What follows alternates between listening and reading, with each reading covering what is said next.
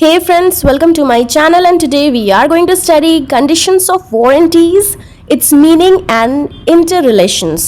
वैसे स्टिपुलेशंस दो तरीके के होते हैं, कंडीशंस एंड वारंटी। जैसे कोई भी बायर मार्केट जाता है गुड्स को परचेज करने के लिए तो वो कोई ना कोई अपनी रिक्वायरमेंट्स को सेलर को बताता है। जैसे कि अगर हमें चाहिए साइकिल तो हम सेलर को बोलेंगे कि मुझे साइकिल चाहिए। तो साइकिल दो तरीके की होती है, एक नॉर्मल साइकिल और एक माउंटेन क्लाइंबिंग साइकिल।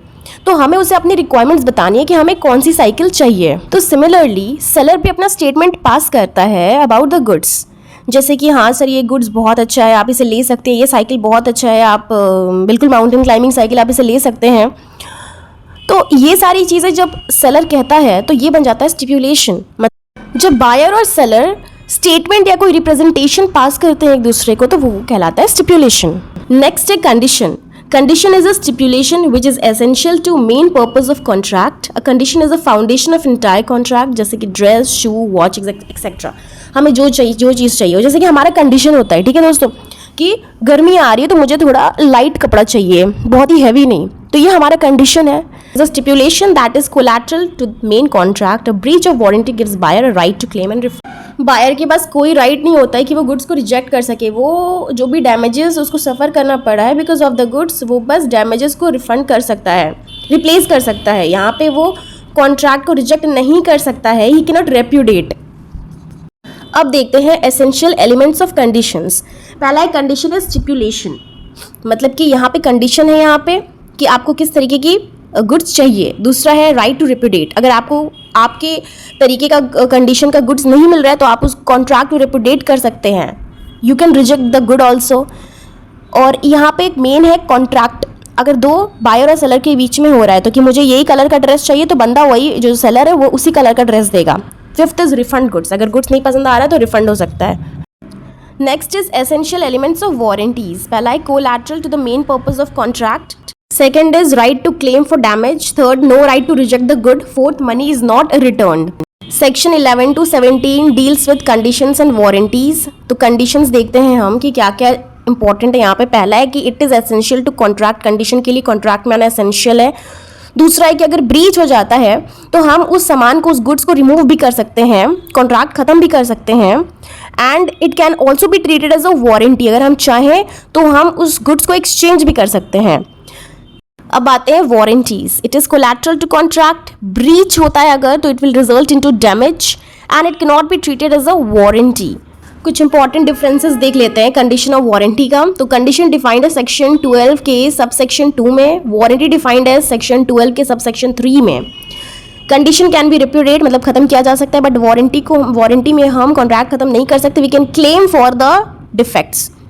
कंडीशन में breach of condition is treated as a breach of warranty, but in warranty breach of warranty में not be treated as a breach of condition. अब आते हैं ऐसा कौन सा सिचुएशन है, कौन से सर्कमस्टेंसेज है जहां ब्रीच तो कंडीशन का हुआ है पर उसे वारंटी का ब्रीच माना जाएगा।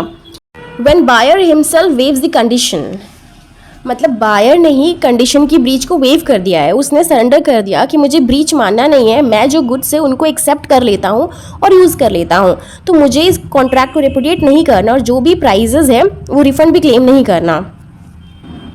सेकेंड है when buyer treats the condition as a warranty and does not repudiate the contract on basis of such breach and claim only damages. अब जहाँ बायर ने चूज़ किया कि मैं कंडीशन की ब्रीच तो हुई है लेकिन खुद ही अपनी मर्जी से वारंटी की ब्रीच मानता हूँ, जैसे कि मैंने सेलर को बोला था कि मुझे ऐसी वॉच दिखाओ जो कि वाटरप्रूफ हो। उसने मुझे बहुत सुंदर से वॉच दिखाया जो कि वाटरप्रूफ बोलकर दी गई थी लेकिन वाटरप्रूफ थी नहीं।